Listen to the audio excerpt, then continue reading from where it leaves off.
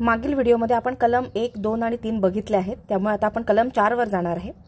कलम 2 व कलम 3 अंतर्गत काही बदल झाला असेल तर तो बदल कलम 368 अंतर्गत येणारी घटना दुरुस्ती मानली जाणार नाही।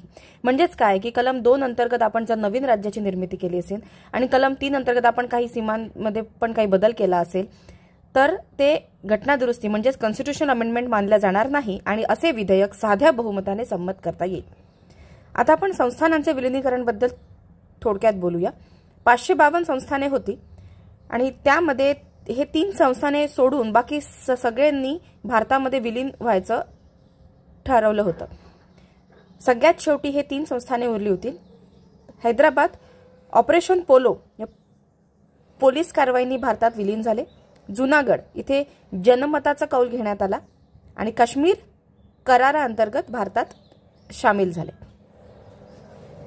यामध्ये आपण मुख्य विसरायला नको ते म्हणजे मुख्य काम कोणाचं आहे, सरदार वल्लभभाई पटेल यांचे। सुरुवातीला घटक राज्यांचे 4 विभागात वर्गीकरण करण्यात आले होते।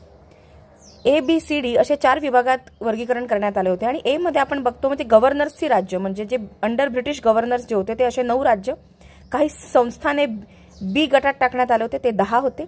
उच्च आयुक्तांचे राज्य म्हणजे हाय कमिशनर्स राज्य ते पण 10 होते ते सी मध्ये टाकण्यात आले होते आणि डी मध्ये फक्त अंदमानवर निकोबार बेटे होतं। स्वातंत्र्यानंतर भाषेच्या आधारावर घटक राज्यांची निर्मितीची मागणी जोर धरत होती आणि या संदर्भात आपण 3 समिती किंवा 3 आयोग आपण बघणार आहे, ते म्हणजे एसकेधार समिती, जेव्हीपी कमिटी आणि फजल अली कमिशन।